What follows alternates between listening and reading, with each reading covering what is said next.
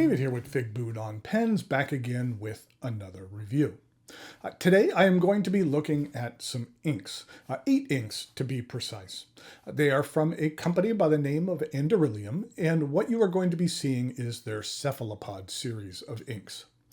Anderillium is a company based out of Florida here in the United States, and the gentleman behind the brand is Bert Anderson. There was a time a while back when I was potentially interested in creating some commercial level inks on my own. I was traveling in Florida for some work, and Bert was nice enough to meet with me for a lunch and to talk a bit about ink making. That project has been put on hold for now. The barriers to entry to the market were rather high, and there were some other factors that caused my concern. But we're not here today to talk about my potential projects. We're here to talk about Bert's products, which are Anderillium inks. He has a number of series inspired by the animal world. There is the Avian series. There is an upcoming Lepidoptera series themed around butterflies and moths, and the series which I will be showing you today, which is inspired by cephalopods. If you're not familiar with the cephalopod class, it's comprised of creatures such as like octopus, squid, cuttlefish, and nautilus. Okay, in order to take a closer look at these colorful offerings, please join me over here at camera 2. Post-production David here. I always like to add little tidbits regarding the origins of a company name when possible. With Anderillium, the Ander comes from Bert Anderson's last name, and the Illium part was added because it sounded scientific, implying what things are made of. Okay, back to your regularly scheduled programming. Okay, we have 8 inks to go over, and to begin with, I just wanted to show you each of the bottles and an ink swatch for each. And then also on their website, they have a really cute graphic that shows the picture of the actual animal that it was the inspiration for each ink, so I'll show each of those as well. So to begin with, we have the Flying Blue Squid, and this is what the ink looks like there. That's a nice, deep, dark blue with a bit of shading to it. Then we have the Colossal Squid Dark, which is a very dark blue-green. That's not a dark black, but it's more of just a really dark blue-green.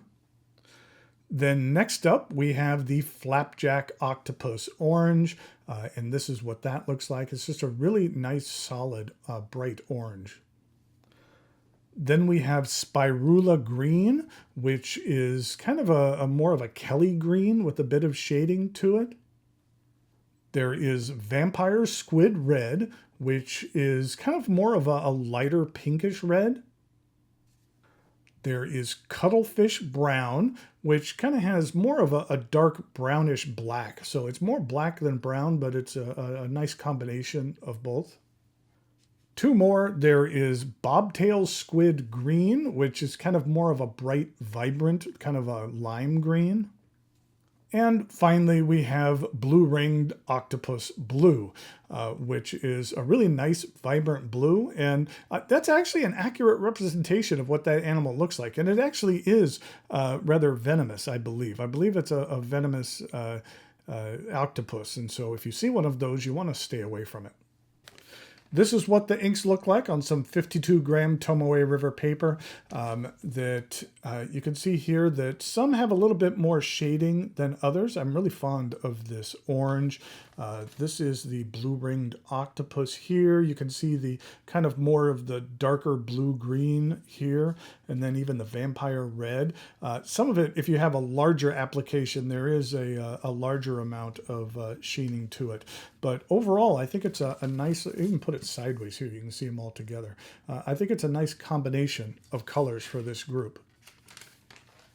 So in regard to a color that we're going to focus on, I chose one of my favorites, which is the Flapjack Octopus Orange. Again, that's what the color looks like.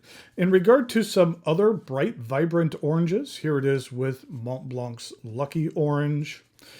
Here it is with Ackerman's Orange Bovin.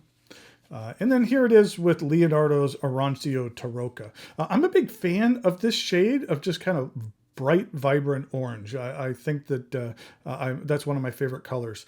Besides some of the bright, vibrant blues, I've just been lately a big fan of a lot of oranges. Okay, so here we have the Anderillium Flapjack Octopus. This is Rhodia 80 gram paper. I do find that the ghosting and bleed is rather low. There's just a tiny bit on here. The shade is low as well as the sheen is low. In regard to pens that we're going to be using today, let me go ahead and zoom in just a little bit more. In regard to pens, the first one I have here is a Sailor Pro Gear Slim. And this is called the Yuki Tsubaki, and this is in the white lame. So we have the Sailor, and this is the Pro Gear Slim.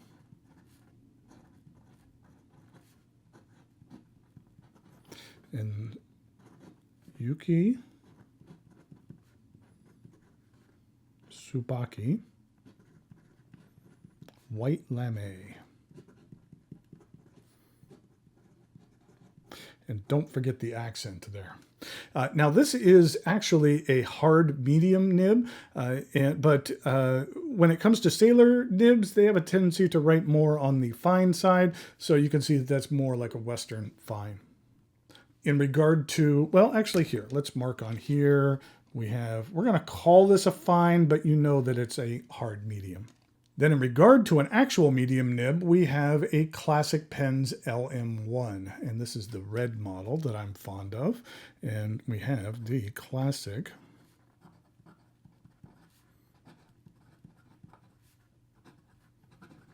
and this is a very wet and juicy medium that's really almost more on the broad side. So we're going to call this a medium broad. And then finally, we have a Pilot Custom 912, and this has a music nib. So this is a Pilot Custom 912, and this is a, well, music nib. Oh, and I didn't mention it, but the lettering up here, I use a 3.8 millimeter Pilot Parallel. Okay, in regard to the writing sample, I thought that I would talk a little bit about the Flapjack Octopus, so you learn a little bit about them. So to start off with the Pro Gear Slim,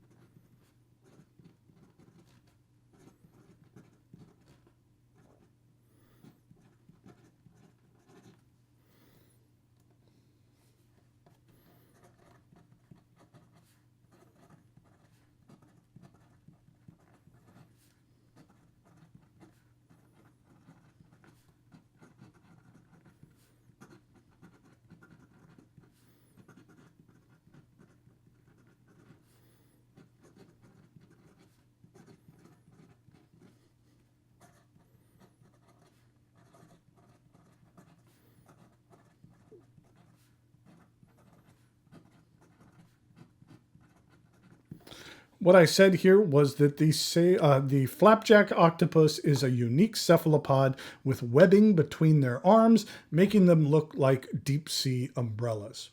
And this is a picture of what a Flapjack Octopus actually looks like. And so you can see that they don't have the typical octopus arms, that there is that webbing in between those arms. Then next up with the Classic Pens LM1.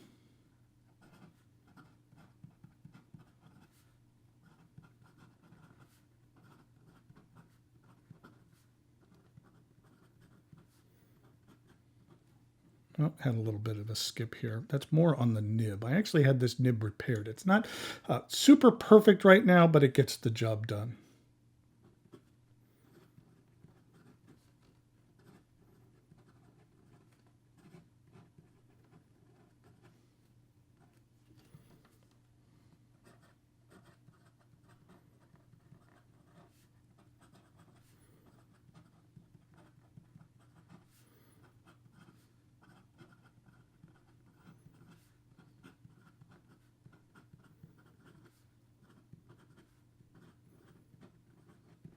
What I said here was, unlike other octopuses, it cannot camouflage.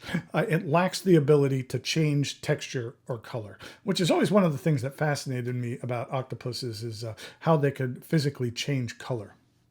And then finally, with the Pilot Custom 912 with the music nib.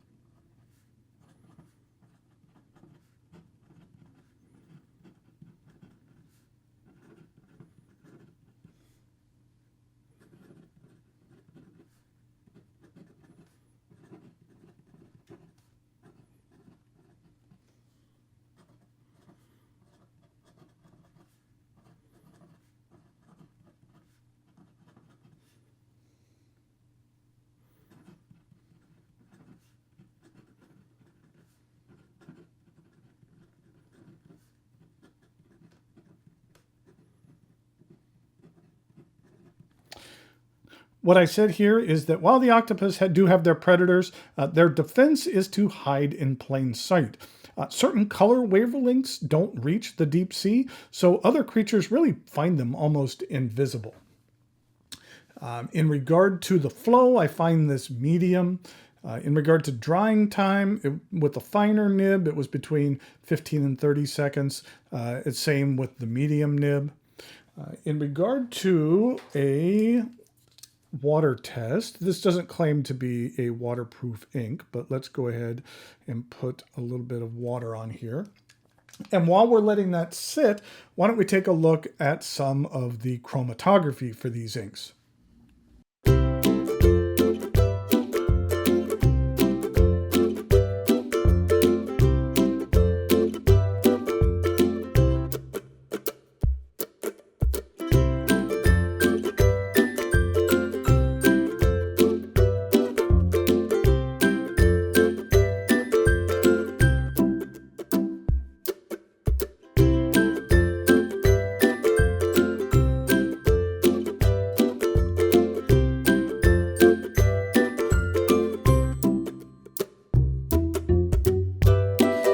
Okay, like I said, this doesn't profess to be a waterproof ink, and it is not, which is fine. What I did here say is that Anderillium inks come in a nice variety of colors with interesting themes, and they perform nicely as well. So there was a look at the Anderillium Flapjack Octopus, as well as their entire Cephalopod series. I'd strongly recommend checking out the Anderillium website to see everything they have to offer. Also, I believe if you're attending the DC show coming up here in the next couple of weeks, that they're going to be producing a special ink for the show as well. I can't remember if it's just for sale or if it's one that's going to be given out to a certain number of participants or attendees at the beginning of the day. But they will be there, and it would be a good place to check out some of their other inks. Okay, until next time, thanks for watching, and I'll talk to you later.